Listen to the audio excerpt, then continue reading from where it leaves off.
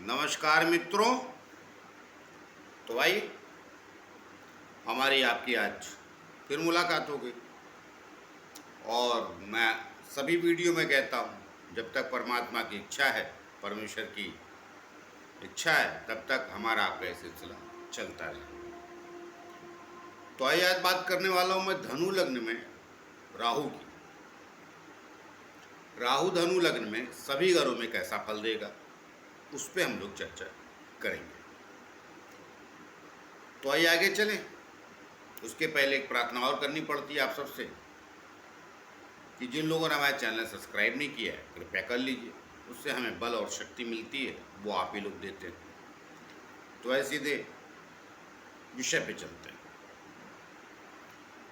देखिए मैंने यहाँ पर और कुछ लिखा नहीं। धनु लग्न में राहु, तो धनु लग्न लिख दिया है, इसका मतलब धनु लग्न के बारे में बात करने। ऊपर से लग्न भी लिखा है, पहले घर में 9 नंबर लग्न लिखा नहीं, मतलब 9 नंबर लिखा है, तो ये धनु लग्न होता है। और जो लोग जानते हैं ज्योतिष को, थोड़ा भी समझते हैं, उन्हें पूर्णता पता है 9 नंबर की राशि धनु राशि आती है, तो ये धनु लग्न। और राहु मैंने पहले घर में लिखा है, तो पहले घर से यात्रा प्रारंभ करें। तो जब राहु आपके पहले ही घर में धनु राशि में आ जाए तो कैसा प्रभाव देगा? ये बहुत अच्छे प्रभाव नहीं देगा, मिले जुले प्रभाव देगा। ये आपके मन स्थिति को थोड़ा कंफ्यूज में रखेगा कि आप मटेरियलिस्टिक बने या आध्यात्मिक, भौतिकता में जाएं या आध्यात्मिक की ओर, थोड़े से करप्ट हो या सत्यवादी रहे। ये मन स्थिति यहाँ करा हुआ आपको देखो। अब उसमें आप कैसे होंगे, वो गुरु कहाँ गया है आपकी कुंडली में, वो देख लीजिएगा।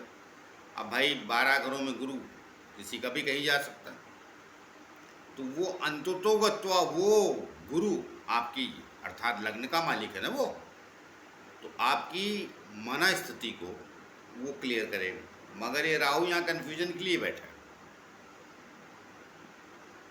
जो मैंने दुविधा बताई, दुविधा का अंग्रेजी वाक्य क्या है?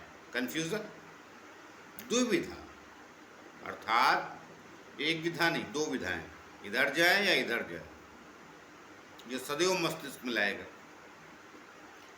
कई बार आपको धर्म से दूर भी करेगा कि धार्मिक व्यक्ति होना चाहिए आपको या नहीं होना चाहिए। तो वो सब परेशानियां ये यहाँ खड़े करेगा। और दिक्कत ये है कि जब ये समस्या शुरू हो जाती है दुविधा की अर्थात कन्फ्यूज़न की, जब आदमी माइंड डबल चलता है, तो कई बार क्या हमेशा निर्णय नहीं ले पाता करना क्या। तो आप लोग से मैं इतना ही कहूँगा, जिनका लग्न में धनु राशि में राहु बैठा है, आप क्लियर रहिए करना क्या है ये क्षेत्र में, वरना जिंदगी में दुविधा डाल के परेशानी क्रिएट कर देगा, आप निर्णय नहीं ले पाएंगे। अगर यदि आपने ये हुनर सीख लिया कि आप निर्णय फटाफट कर लेते हैं, फटाफट मतलब सोच विचार कीजिए, फटाफट भी कहना शब्द ठीक नहीं मेरा, फटाफट का मतलब ये है कि दुविधा में नहीं पड़ते कहने का मेरा मतलब ये, सोच विचार के कीजिए, लेकिन एक निर्णय पे जाइए अवश्य। अगर आप नहीं जाएंगे तो ये सारी जिंदगी परेशान करेगी। जिसको कहते हैं कि डिसीजन मेकर, वो आपको अवश्य बनना पड़ेगा। अगर राहु आपके लग्न में बैठा है तो डिसीजन जो भी आपको लेना है वो ले लीजिए, तो ये आपको परेशान कम करेगा। छोटे मोटे आपको कलंक भी लगाएगा, लेकिन वो गुरु की अच्छी स्थिति है ग्रहों में, मतलब कुंडली में, तो वो परेशानी नहीं आएगी, लेकिन वो ये कोशिश करेगा। और प्रेरणा आपके मजबूत है तो आप बच जाएंगे, अन्यथा ये अवश्य ये व्यवधान खड़ा करेगा। आइए आगे चलते हैं, वरना एक ही घर में अटकी है तो थोड़ी समस्या। अब चूंकि ये लग्न है इसलिए थोड़ा मैं रुक गया कि जिनका लग्न बैठा है धनु लग्न के बारे में बोल रहा हूँ तो थोड़ा उनको विस्तार से कह दूँ। तो विस्तार से तो बहुत कुछ कहा जा सकता है, 15-20 मिनट बोलेंगे तो जाके पूरी बात होगी, लेकिन मैंने सारांश में आपके लिए काम की बात कह दी। आइए आगे चलते हैं।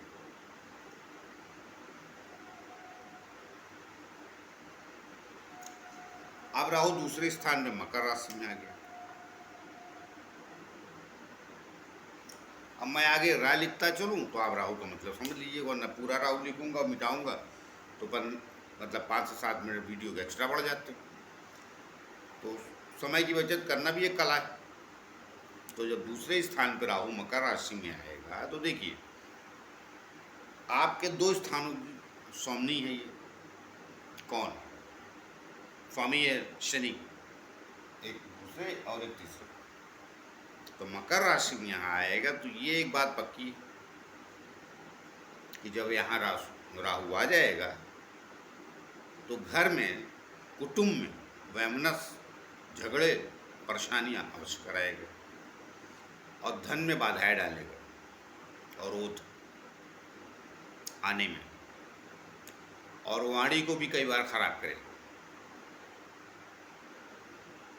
और अगर कहीं आप, मैं द्वितीय राहु को सदैव सबकी लग्नों बोले दे रहा हूँ, कहीं अगर आप मदिरा पान के भी शौकीन हैं तो ये अवश्य खराब कर देगा वाणी। शौकीन है तो कोई बात बुरी नहीं, शौक तो आदमी थोड़ा स्टाइल से करता है, आदत में अगर पड़े तो समस्या पक्की। और इसकी एक विधा यहाँ और भी, किसी भी लग्न में मैं बता दे रहा हूँ इसका फिर एक नियम पक्का यहाँ दूसरे राहु पर, किसी भी लग्न में बता रहा हूँ, आगे भी जिन लग्नों में बात करूँगा वृश्चिक में आ चुका हूँ, ये घर से बाहर ले जाता है तो सरलता से चले जाइए आप, वरना कुटुंब में आप रहेंगे तो कुछ कर नहीं पाएंगे। खानदानी प्रॉपर्टी रखिए, विषय अलग है, मैं उनकी बात कर रहा हूँ जो अपने जीवन में अपने आप से कुछ करना चाहते हैं। खानदानी है तो भी ये गड़बड़ा देगा बाद में, शुरू में नहीं पता चलेगा 30-35 साल तक, बाद में ये भी अंत में ये भी बाहर ले जाएगा, अंत में बाहर ही भेजेगा। और अगर आप जितवश नहीं जाएंगे तो ये समस्या खड़ी करेगा, कुटुंब में दरार, सामंजस्य अच्छा नहीं, आपकी रिस्पेक्ट में कमी, जिसको कहते हैं मुसीबतें। अगर दूर चले जाएंगे तो इन सब चीज़ों से बरी हो जाएंगे, बाहर जाके थोड़ा नाम धाम भी कमाएंगे आप, तभी राहु आपको पीछा छोड़ दे, क्योंकि एक जगह बलि लेते ही लेता है। तो बेहतर है कि, बलि कहना मेरा तात्पर्य है कि बेहतर है कि घर से दूर चले जाए, तो उसका एक परेशानी समाप्त, तो ये आपके कर्म स्थान को बलवान कर दे। 10वां राहु अच्छा बोला जाता है, 10वीं दृष्टि भी उसको ठीक रहती है वहाँ से बैठ कर, तो वहाँ ठीक रहे। और ये मित्र राशि भी है आपकी, तो आपके लिए ज़्यादा बेहतर। तो अगर आप दूर जाएंगे तो ये राहु सुखी रखेगा घर से दूर, और घर से दूर का मतलब 200 किलोमीटर नहीं होता, घर से दूर का मतलब लंबी दूरी, कम से कम 1500 किलोमीटर का फासला होना ही चाहिए। आइए आगे चलते हैं।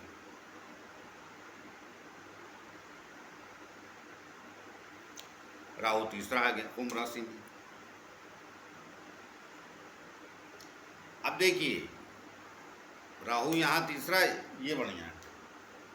कारण क्या हो, मकर राशि थोड़ी वैसे भी उदासीन होती है कुंभ के बीच, ये ऊर्जावान राशि है शनि की, उसमें शनि भी प्रसन्न रहता है, मूल त्रिकोण राशि भी। तो तीसरा राहु मैं हमेशा अच्छा बोलता हूँ, ये भी अच्छा है, ये आपके लग्न में भी बहुत बढ़िया है, कोई तकलीफ वाला विषय नहीं है। और शनि की एक राशि से दूसरे भी जाता है तो आर्थिक समृद्धि बहुत देगा ये, जिसको कहते हैं धन।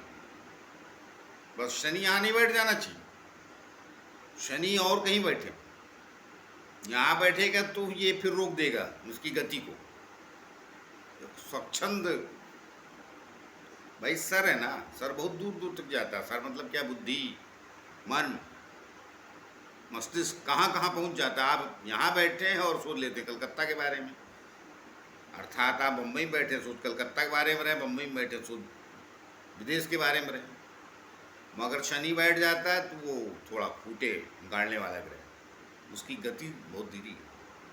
तो आपके ही लग्न का स्वामी, मतलब इसका ही स्वामी कुंभ राशि वहाँ नहीं बैठे, वहाँ बैठेगा तो गति धीरे कर देगा, इसकी तरक्की देगा, लेकिन फिर आहिस्ता आहिस्ता। लोग तो बोलेंगे अरे वाह शनि भी वहीं बैठा राहु के साथ। ना ना ना ना ना ना, बिल्कुल नहीं बैठना चाहिए। बाकी कोई और गया बैठेगा तो बात का विषय है, हम सबके के बारे में नहीं बता सकता, लेकिन चंद्रमा बैठेगा तो गड़बड़ नहीं, वो भी फास्ट है। जबकि चंद्रमा ग्रहण लगा देता है, नहीं पड़ती है। वो हर जगह का विषय अलग अलग है भाई। अभी क्या कहूँ, कुंडली के बारे में आप एक ग्रह से डिसीजन नहीं ले सकते कि उनका भी यहाँ बैठा है, मेरा भी यहाँ बैठा, मुझे फल क्यों मिला, कम मिला। पता करो ना बाकी ग्रह आपके कहाँ गए। तो कुल ले दे के राहु यहाँ अच्छा है, आपके भी लग्न में एकदम फर्स्ट क्लास, कोई प्रॉब्लम नहीं। और जो समस्या थी छोटी वो मैंने बता दी, आ जाएगा। चलो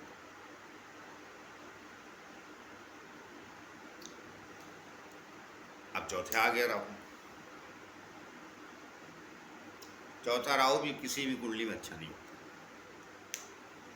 मैं पहले बता चुका हूँ, इसको रिश्ते खराब करने में बड़ी दिलचस्पी है। दूसरे स्थान में कुटुंब, चौथे स्थान माता पिता। तो रिश्ते क्या खराब करेगा, दुख देना। कोई जरूरी नहीं माँ बाप से रिश्ते आपके खराब हो, मगर आप कष्ट में रहेंगे, माता पिता भी रहेंगे। एक आयु तो पक्का है, ये भी देगा। चौथा राहु ये अच्छा नहीं होता है यहाँ। और मैंने पीछे भी 8 लगन बता चुका हूँ, वृश्चिक लगन तक, वहाँ भी मैंने चौथे राहु को अच्छा नहीं कहा। एकादशी के समूल अवश्य दिया, मगर कोई बहुत ऊंची तरक्की दे जाए चौथा राहु, अच्छे जीवन शैली को आपको दे जाए या सुख समृद्धि दे जाए, उसकी गुंजाइश बहुत कम होती है। अगर होती भी है तो एक आयु के बाद, वो भी अच्छी खासी आयु जाने के बाद। 30-35 तो खींच ही लेता, 35 तो पक्का ही पकड़ लीजिए। उसके बाद वो सोचे तो सोचे, वो भी उसके मूड पे। चौथा राहु मैं अच्छा नहीं मानता, माता पिता और आपके सुख के लिए, तीनों के लिए अच्छा नहीं। आइए आगे चलते हैं।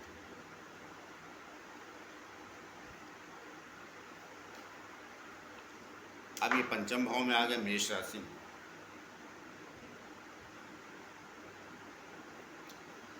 तो पंचम भाव में मेष राशि का राहु, बस यहाँ एक ही तकलीफ है, एजुकेशन में समस्या दे जाता है। अगर लग्न का मित्र नहीं है और जिस राशि में बैठा उसका मित्र नहीं, तो मंगल का मित्र तो नहीं और ना आपके लग्न का, एजुकेशन अवश्य अवरोध करेगा। और मैं कई बार लोगों को बोल चुका हूँ, राहु बहुत ज़्यादा चतुर चालाक ग्रह है, बहुत अक्लमंद है, मगर इसकी अकल जो है ना वो दूसरी दिशा में जाती है, गलत कार्यों में, जो बाद में मनुष्य का जीवन दुभर होता है। हर गलत कार्य के पीछे राहु का समावेश अवश्य रहता है। जो भी कोई कुछ करता है उसमें राहु ही काम करता है, केतु नहीं करता। केतु के पास शरीर नहीं ना। हाँ, जब ये करने लगे तो शरीर उसके पास है, इकट्ठा हो गया। राहु केतु इसलिए आमने सामने रहते, मगर खोपड़ी यही चलाता है, अर्थात सर। तो ये बाकी सब ज्ञान देगा मगर डिग्री नहीं देने देगा। मतलब इसको रिस्पेक्ट में कमी लाने का बड़ा शौक होता है ना राहु को, वो यहाँ भी करेगा। तो जिनका बैठा है, आप अपने एजुकेशन को लेके बहुत सजग शुरू से रहिएगा, वरना ये बाधाएं लाएगा, समस्याएं खड़ी करेगा, और बाद में संतान पक्ष से भी थोड़े झमेले खड़ी करेगा, या बहुत देर से होगी। दो बातें, जल्दी हो गई तो आपकी संतान थोड़ा गलत ट्रैक पे जा सकती है, संभाल कर रखिए। नशे वशे का आदि बना देती, कई बार पता नहीं चलता, क्योंकि हरकतें वो लोग गुप्त करते हैं, ये भी गुप्त है, रहस्य। तो यहाँ भी मैं इसको बहुत अच्छे नंबर देने के मूड में बिल्कुल नहीं। जिनका है मैं उनको सावधान रही। आइए आगे।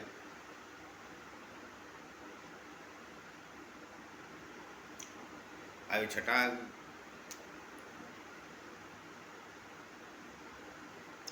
अभी छठा राहु आया और शुक्र की राशि, और शुक्र जो है इस, देखिए गुरु से बिल्कुल नहीं पड़ती, गुरु ग्रह से इसकी, मगर शुक्र से पड़ती, क्योंकि शुक्र का चेला है। शुक्र महाराज का। शुक्र महाराज दो राशियों में स्वामी है, एक वृषभ एक तुला के। ये वृषभ यहाँ शांत रहेगा, शांत रहेगा, आपके शत्रु वगैरह भी शांत रहेंगे। और ये मत समझिएगा यहाँ बैठा राहु शत्रु मर्दन कर देगा, बहुत सारे लोग बोलेंगे ना ना, मर्दन वर्दन का विषय नहीं होता, विषय दूसरे ग्रह कराते हैं। राहु छठा बैठ के सबके लगन में मर्दन नहीं करता, मगर शत्रु शांत है, आप सामंजस्य से कार्य कर लेंगे, मतलब शत्रु पनपने नहीं देंगे। आपको लगेगा कि कोई बन रहा है शत्रु, तो आप उसको शत्रु बनने नहीं देंगे, प्रेम मोहब्बत से जैसे भी करके उसको शांत कर लेंगे, समझा लेंगे। ये ज्ञान अवश्य देगा। कर्म स्थान पर दृष्टि है इसकी, वहाँ भी कुछ गड़बड़ नहीं करेगा, कर्मों के लिए अर्थात आपके कार्य के लिए कुछ गड़बड़ नहीं करेगा, वहाँ भी अच्छा है, फल देगा। द्वितीय स्थान पर भी दृष्टि मैं वहाँ बता चुका हूँ, वहाँ भी दृष्टि डालेगा तो थोड़ा वाणी को सामंजस्य बना के रखेंगे तो सुखी रहेंगे। कुल देके मैं यहाँ इसको अच्छा कहता हूँ, इतना खराब बिल्कुल नहीं। छठा राहु आपके लगन में आइए आगे चलते। अब देखिए यहाँ भी उच्च का, वृषभ राशि में उच्च का माना जाता है, तो गुरु की उसमें तो उच्च का अच्छा। अब यहाँ देखिए यहाँ भी उच्च का, मगर ये अच्छा नहीं। सप्तम का राहु भी कभी भी अच्छा नहीं होता। संबंधों में दरार एक समय अवश्य आती है, बाकी प्लान बचे हुए हैं। संबंध क्या, सप्तम स्थान पति है पत्नी का ना, लाइफ पार्टनर का, उसमें अवश्य दरार डालता ही है, ये छोड़ता नहीं। एक कार्यकाल अवश्य खराब जाएगा, जो भी जाए आपकी लाइफ में संबंध बिगाड़ देता है और संबंधों को अच्छा नहीं रखता है, और परिवार कई बार टूटने के कगार पे आ जाता है। फैमिली दोनों तरफ की अच्छी है तो वो बचाव कर जाए। देखिए पहले हमारे यहाँ घर परिवार का जो एक दूसरे का दबाव रहता था फैमिली का, वो अच्छा हुआ करता था। आज सब मनमर्जी में जीते हैं, तो राहु भी तो सबके सर पे हावी हो गया ना। मनमर्जी कौन करता है, राहु, बाकी ग्रह नहीं करते। सबके आचरण, इसका कोई आचरण नहीं, इसका एक ही आचरण, संबंध बिगाड़ो, लोभ दो और आगे बढ़ो। तो सबकी कुंडली में लोभ दे के छोड़ देता है, सबको अमीर थोड़ी बनाता, वो तो बनाता है जिनको बनाता है। और आजकल ये सॉफ्टवेयर का कारक, मतलब मोबाइल का, लैपटॉप का, इन्हीं सब चीज़ों के पीछे पड़ा रहता है। तो जिनका बैठा है, आगाह कर रहा हूँ, ज़्यादा डिटेल में जाऊँ तो कहाना हर घर लंबा होने लगता है, कुल आगाह कर रहा हूँ, जिनका बैठा है बिल्कुल सावधान, ज़रा भी लापरवाही नहीं, वरना ये जरा भी नहीं चुकेगा, संबंध घर से बिगाड़ देगा, मतलब पति पत्नी के रिश्ते पे खटास ला देगा, और कई बार तलाक तक पहुंचा देता है। तो उसके लिए एकाध ग्रह और लगते, लेकिन ये खटास अवश्य है, बचेंगे नहीं। कहीं नहीं, दो में से एक, गलत या सही जो भी रहे, कुल देखे मैं उसमें नहीं जाऊँगा। कुल देख अच्छा नहीं है, बिल्कुल गड़बड़, सप्तम राहु बिल्कुल अच्छा नहीं होता किसी भी कुंडली में, या अपने लग्न की मैत्रिक भी लग्न में सप्तम में तो बिल्कुल अच्छा नहीं होता। आइए आगे चलते। अब आ गया अष्टम में,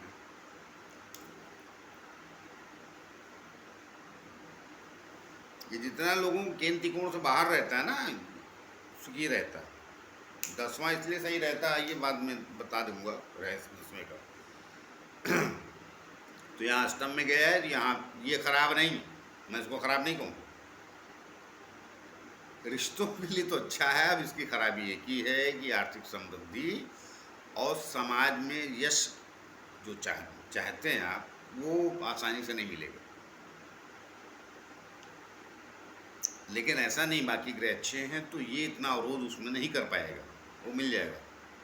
ये अष्टम में गया ना, मगर ये अवश्य अष्टम में जाके, ये रहस्यमय ग्रह है, अष्टम स्थान भी रहस्य में होता है, और चंद्रमा की राशि में गया है, तो कुछ विशेष लक्षण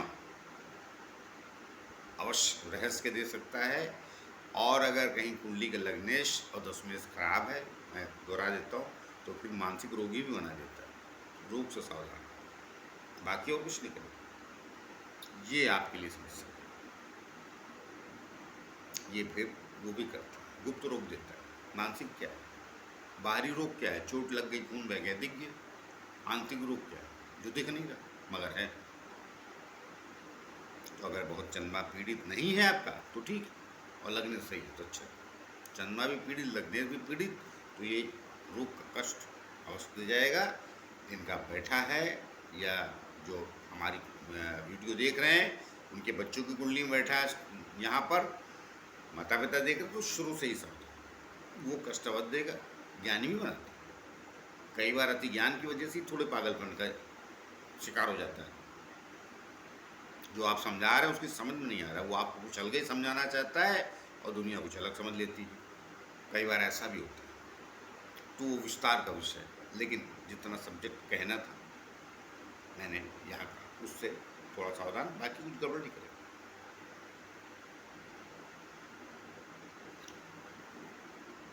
अब आइए, अभी ये परम शत्रु की सिंह राशि में आ गया। कहाँ, वो भी कहाँ, नवम भाव में। सबसे पहला इसका एक ही काम होगा, मनुष्य की आत्मा कमजोर कर देगा। अंदर से ऐसा व्यक्ति बहुत डरपोक हो सकता है, पहली बात। दूसरी बात, अगर नहीं हुआ, मैंने कहा ना लग्नेश और लग्न का बड़ा फर्क पड़ता है। सूर्य भी अच्छा है, कहीं मान लीजिए यहाँ बैठा जरूर राहु, सूर्य कहीं अच्छी स्थिति में है, और सूर्य भी खराब हुआ तो पक्का, जिसको कहते हैं मनुष्य थोड़ा भयभीत सा जीवन जीता है, डरा डरा सा,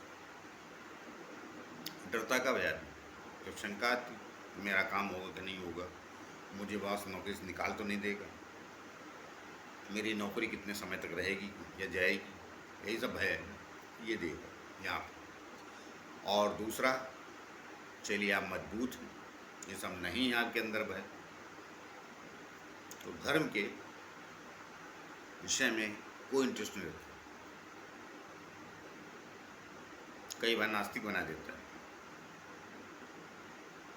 आपसे धर्म के बारे में कोई बोलेगा तो आप बोले क्या है धर्म, क्या होता है, भगवान भगवान कुछ नहीं होता, तो बेकार की बात है। कई बार ऐसी रुचि भी पैदा कर देता है। गुरु कहीं कमज़ोर निकला तो 100% हो जाएगा, और गुरु कहीं अच्छा है, गुरु विवेकी बनाता है, वो धार्मिक है, सत्य है, वो सही है, धर्म का मालिक भी है आपको, तो बच जाएंगे। अगर वो भी खराब है तो आपके माइंड में ये अवश्य ख्याल रहेगा कि ये सब होता नहीं, धर्म सब बेकार का विषय, सब कुछ मनुष्य करता है। तो कहने का मतलब समाज के विरुद्ध जो चीज़ें आती माइंड में, जो पारंपरिक चीज़ें बनी हैं उनके विरुद्ध जाता है, पारंपरिक सोच के विरुद्ध जाता है, ऐसा मान लीजिए। तो यहाँ बैठा राहु सिंह राशि ये सोच देता है, उससे जुड़ी अनेक बातें उसमें आप और जोड़ के सामंजस्य बैठा लीजिएगा। मैं एक ही चीज़ का डिटेल तो नहीं बता सकता, तो वो अवश्य लगता है सिंह राशि में बैठे ना राहु। आइए आगे चलते।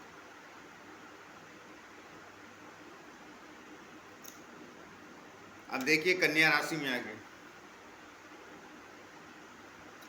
तो कन्या राशि इसकी मित्र राशि, मिथुन राशि में उच्च का होता है, वो भी मित्र है, खाली सप्तम को छोड़ो, बाकी सब जगह मित्र रहेगा उसका। ये मिथुन राशि यहाँ नहीं रहे, यहाँ संबंध बिगाड़ेगा रिश्तों के। ये बढ़ गया कर्म स्थान पे।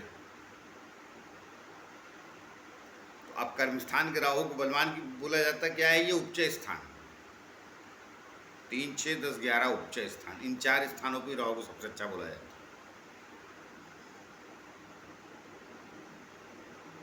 लेकिन उसमें चौथे नंबर पे ये आता है 10वां स्थान। सबकी कुंडली में इतना करिश्मा करे ऐसा कुछ जरूरी नहीं है, मगर आपके लिए भी खराब नहीं, आपके लिए भी यहाँ अच्छा है, कोई परेशानी वाला विषय नहीं करेगा। कैरियर वाइज अच्छा है, थोड़ा संबंध माता पिता के ये भी खराब करेगा, कितना भी अच्छा बैठा है। सब कुछ आयोग देख रहे हैं बहुतों को सब कुछ आयोग देख रहे हैं, उनकी लोग चमक दमक ये वो तो देखते हैं, उनके घर के समस्याएं कोई नहीं देखता, माता पिता की स्थिति में है।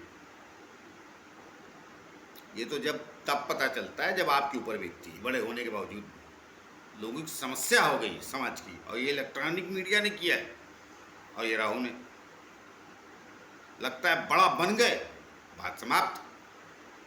नहीं नहीं, पीड़ा तब शुरू होती है जब बड़ा बनने के बाद भी रिश्ते नहीं मिलते, माता पिता नहीं रहते। मैं कई बार इसलिए थोड़ा क्रोधी हो जाता हूँ। कैरियर के लिए बुरा नहीं, मगर माता पिता के लिए बहुत अच्छा ये भी नहीं, 10वां राहु, ऐसा कुछ नहीं। अनेक दुख के कारण होते, एक कारण नहीं होता दुख का। क्या होगा, सबकी लाइफ में अलग अलग होगा, वो देख लीजिए। फैमिली के लिए भी ठीक नहीं, कैरियर के लिए सही। आइए आगे चलते।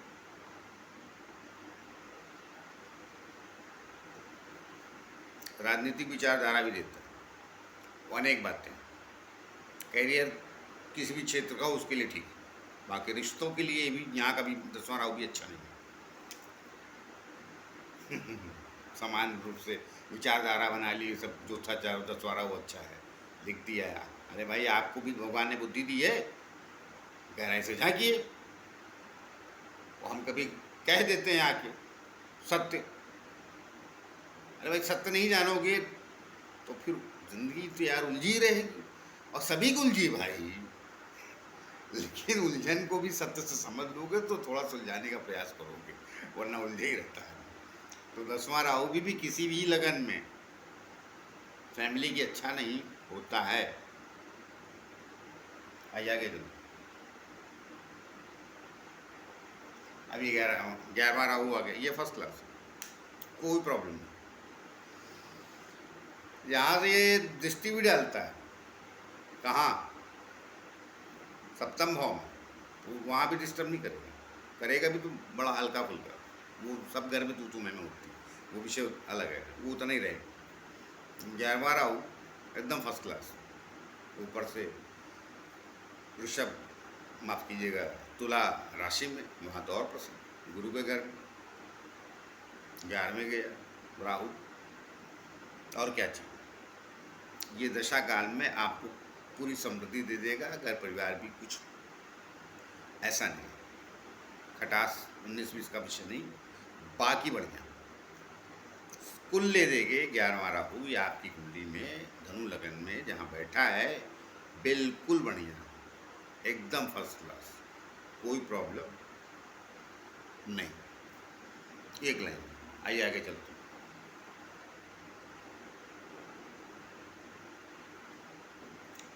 अभी 12वें आ गया,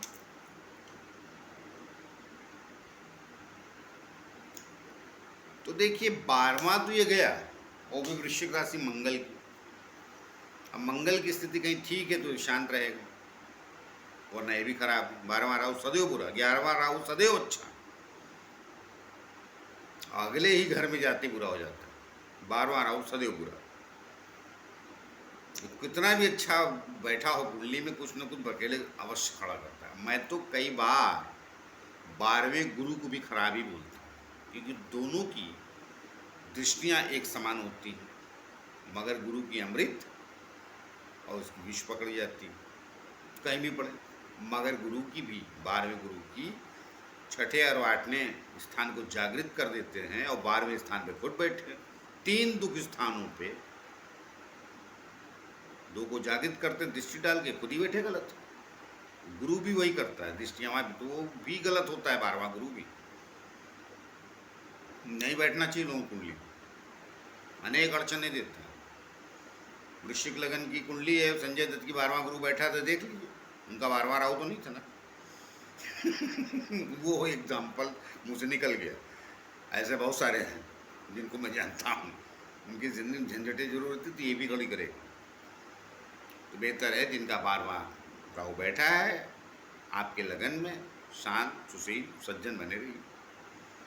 जरा भी किसी भी जिसको कहते हैं समाज के विरुद्ध भाईगिरी का शौक भी मत पालिएगा, वो नहीं फंसा देगा बाद में। 12वां राहु एकदम फंसा देता है।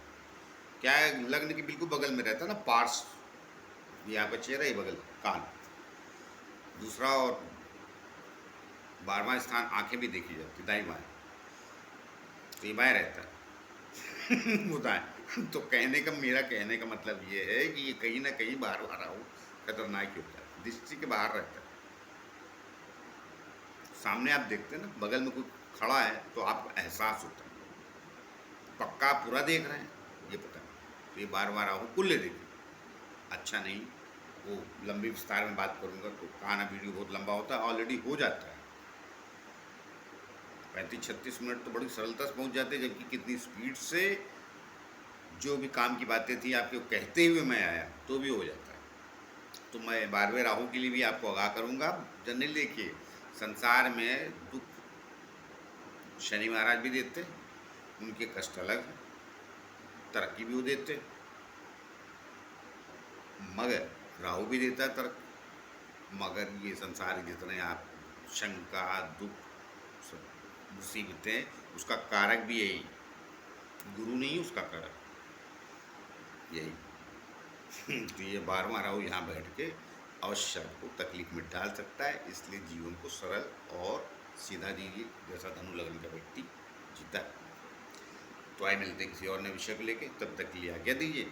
जाते जाते फिर से प्रार्थना है कि भाई जी लोग हमारा चैनल सब्सक्राइब नहीं किया तो कृपया कर लीजिए।